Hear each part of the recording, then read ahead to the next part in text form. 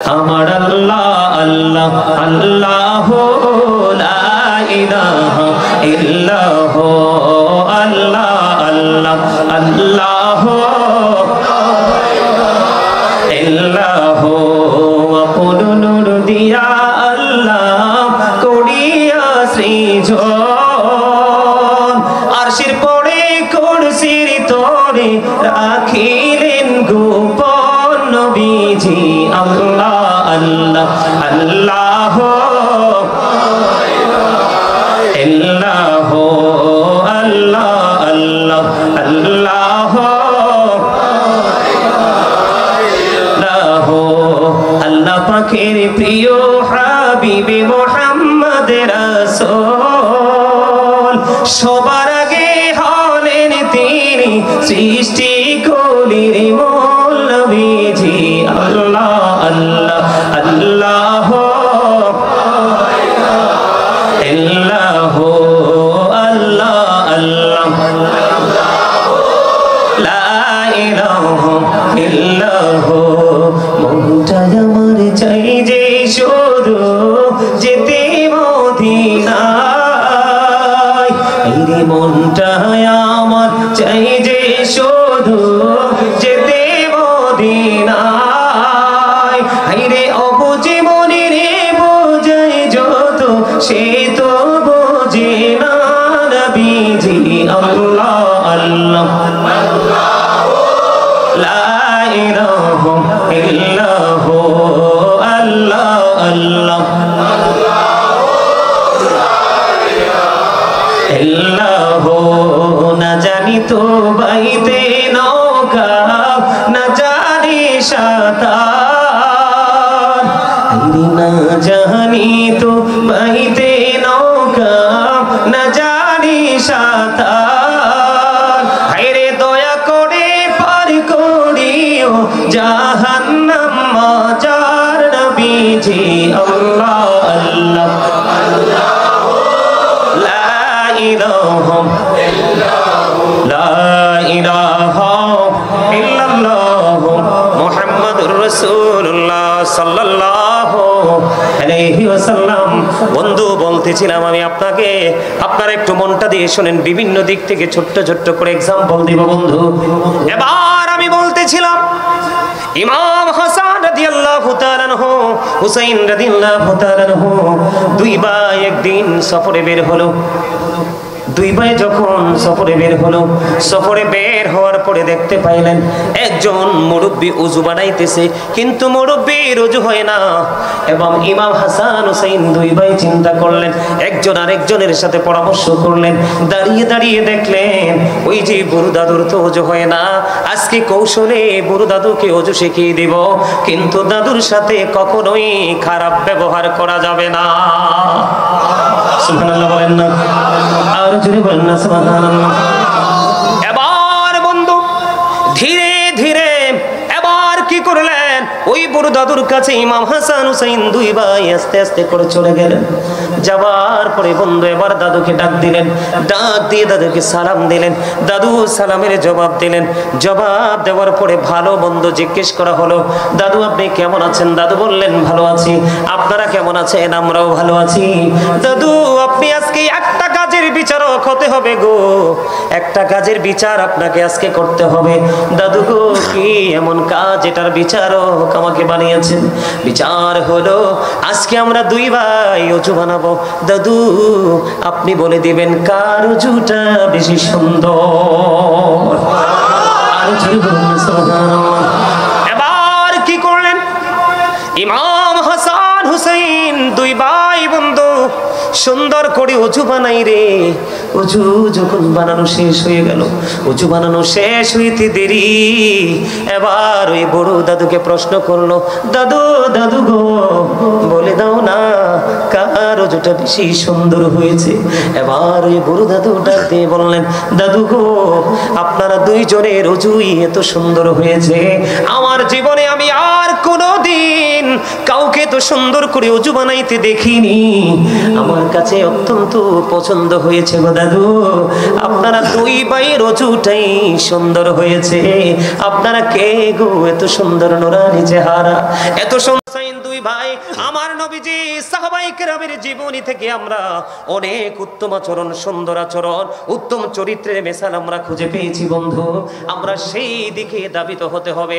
জীবনে আপনি যত ভালো কাজ করেন, যত দান সদকা করেন, যত ধরনের ভালো কাজ করেন, আপনার ব্যবহার এবং চরিত্র এই দুটো যদি ঠিক না থাকে বন্ধু, আপনি কখনোই জান্নাতে যেতে পারবেন না। এই দুটোকে ভালো করার দরকার আছে না ভাই? আছে। সম্মানিত উপস্থিতি, ব্যবহারের কথা যদি বলি, এখন আমাদের সমাজের মধ্যে দেখবেন বিপদে পড়লে যদি একজন 5টা টাকা হাওলাত চায়, মানুষ কিন্তু দিতে চায় না। কথা বলেন চায়? কিন্তু সুদের কথা বলেন, দেখবেন কতজন দিতে আসে। আছে না নাই? আরো জোরে বলেন, আছে না? হাওলাত চাইলে বলবে নাই। যখন আপনি সুদের মাধ্যমে কোনো বিনিময়ে পাবে দিতে বলবেন, তখন দেখবেন টাকার কোনো অভাব হবে না। এটা কি ভালো ব্যবহার? আরো জোরে বলেন না। এই ব্যবসাটার সাথে যারা যুক্ত, প্রত্যক্ষ পরোক্ষ যেইভাবে যুক্ত, সবার অপরাধ সমান। সবার অপরাধ কি সমান? নবীজি মেরাজে গেলেন, মেরাজে যাওয়ার পরে জাহান্নামের মধ্যে দেখতে পাইলেন এক একটা মানুষের পেট এক একটা ঘরের মতো বড় বড়। জিব্রাইলকে প্রশ্ন করেন, ভাই জিব্রাইল এরা কারা? জিব্রাইল উত্তর দিয়ে দিয়েছেন, এরা সুদখোর। আর যেরকম না, এরা কি রে? সুদের টাকা দিয়ে মসজিদ বানাইলে লাভ হইব? যারা সুদ খায় তারা কি চরিত্র ঠিক আছে নাকি চরিত্র নষ্ট হয়ে গেছে? যারা মানুষকে কষ্ট দিয়ে সুদের টাকা উপার্জন করে, তাদের ব্যবহার কি ভালো না খারাপ? তাহলে আপনারা একটু বিবেচনা করে দেখবেন, একটু বিবেচনা করে দেখবেন, চরিত্র এবং ব্যবহার এই দুটো কিন্তু কাছাকাছি। দুটো কি? যার চরিত্র খারাপ তারই ব্যবহার খারাপ, আর যার ব্যবহার খারাপ মনে করবেন এটারই চরিত্র খারাপ। কথা কন না কেন? এই দুটোকে সুন্দর করতে হলে আপনাকে রাসূল প্রেমিক হতে হবে। কি হতে হবে? রাসূল প্রেমিক হতে হবে। রাসূলের সাথে প্রেম করবেন, আপনি কি হয়ে যাবেন? ধন্য হয়ে যাবেন। অন্যথায় আপনি নগণ্য হয়ে যেতে হবে। ঠিক না? ঠিক। এখন রাসূলকে তো পাবেন না, রাসূল তো আমাদের কাছ থেকে চলে গেছে। নবীর প্রেমিক যারা, আশিক যারা, গভীর প্রেমিক যারা, তাদেরকে নবীজি স্বপ্নযোগী দিদার দিবে। এমনিতে তো সরাসরি নবীকে দেখার কোনো সুযোগ, পাওয়ার কোনো সুযোগ নেই, কিন্তু নবীর আদর্শটাকে আমরা পেয়েছি। এটাকে আমরা সারা জীবন ধরে রাখতে পারবো কার মাধ্যমে? হক্কানি আলেমদের মাধ্যমে। আপনাদের চট্টগ্রামের মানুষের কিন্তু চরিত্র খারাপ হওয়ার কথা না, কারণ সারা বাংলাদেশের মানুষ জানে সুন্নিয়তের শহর হলো চট্টগ্রাম। ঠিক কিনা বলেন? আরো জোরে, সুন্নিয়তের শহর কি? যার মধ্যে সুন্নিয়ত আছে তার চরিত্র এবং ব্যবহার কোনোটাই খারাপ হতে পারে? আরো জোরে বলেন, পারে? পারে না।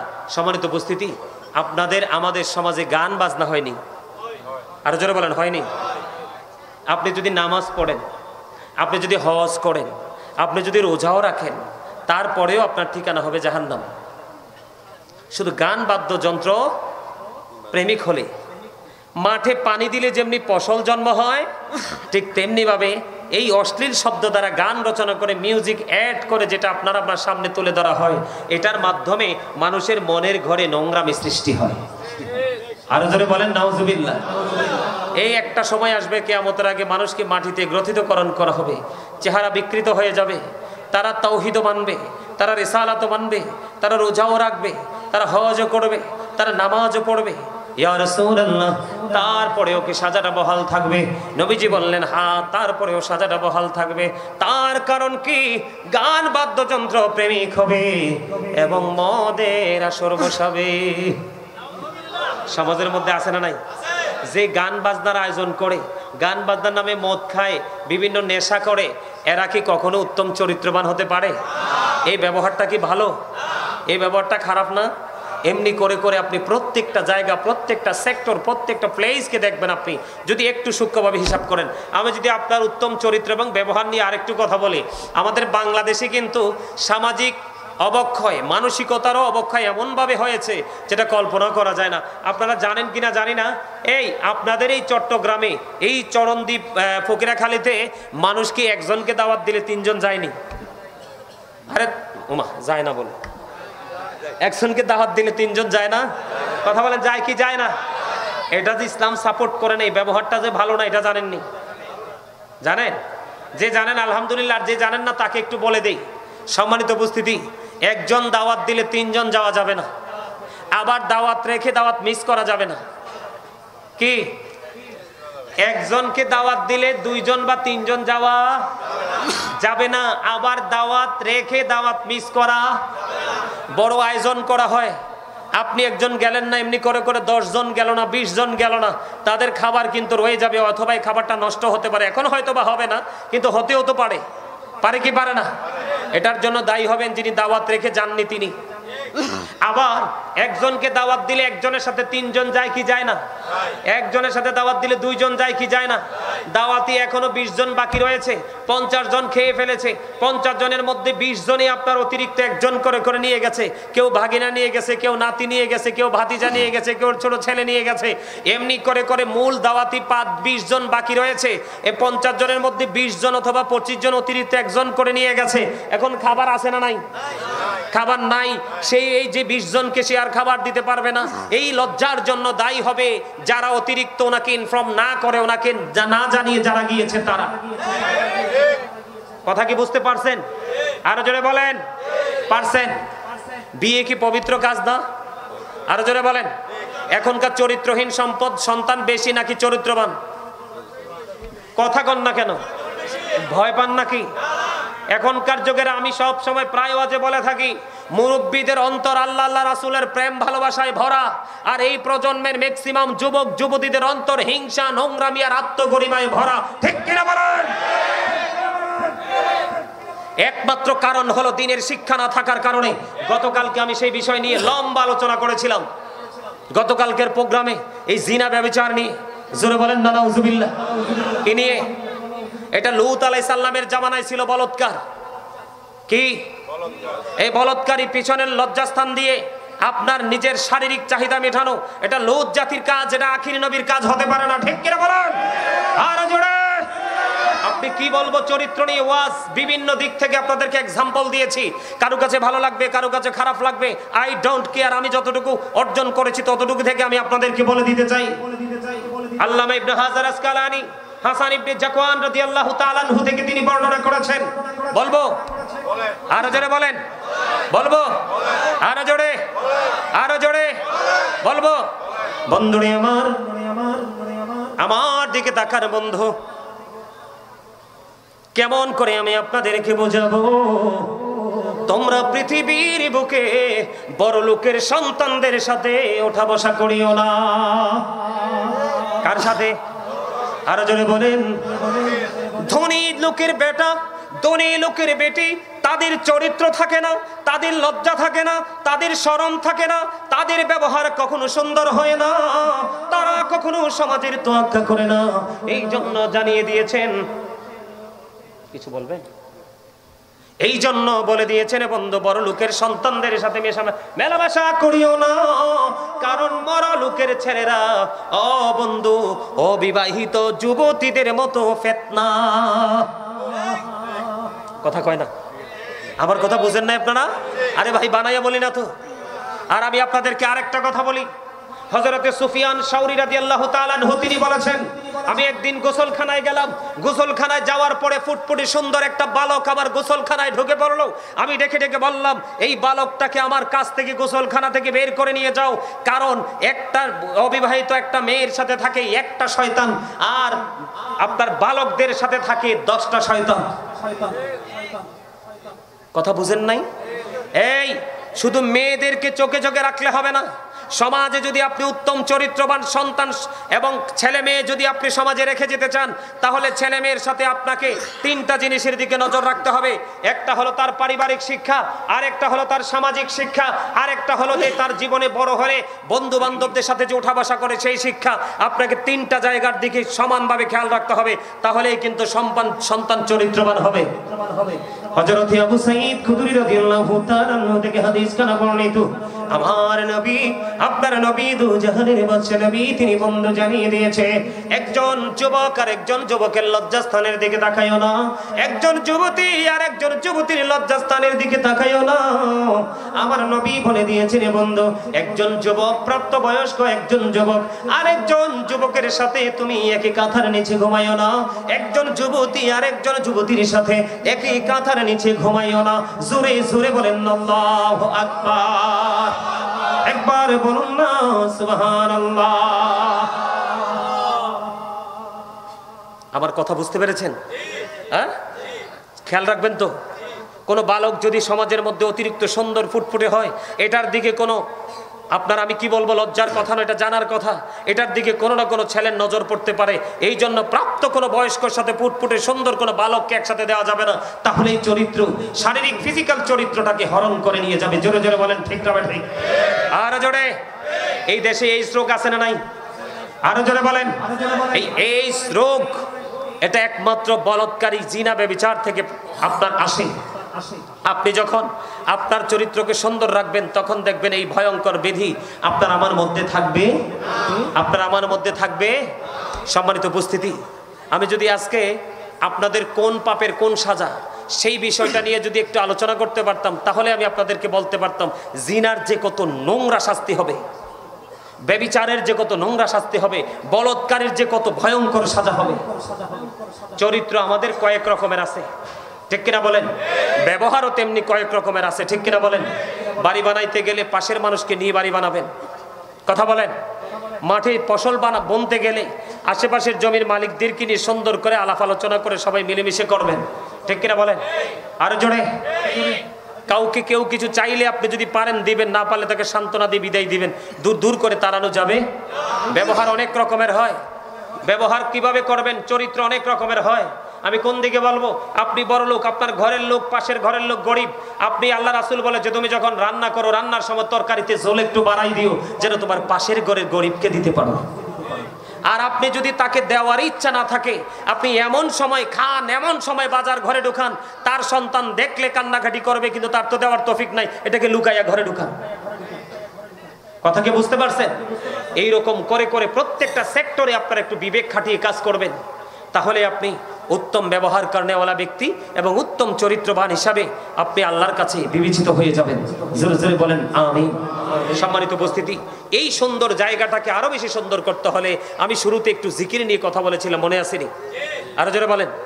এই জায়গাটা দিয়ে শেষ করে দিব, অনেক সময় হয়ে গেছে। এই জায়গাটা দিয়ে শেষ করব। সেই জায়গাটা হলো আপনার জিকির কিভাবে করবেন। সুবহানাল্লাহ আল্লাহর জিকির, আলহামদুলিল্লাহ জিকির, আল্লাহু আকবারও জিকির, লা ইলাহা ইল্লাল্লাহ জিকির। কাউকে ভালো কাজের জন্য ডাকা, এটাও জিকির।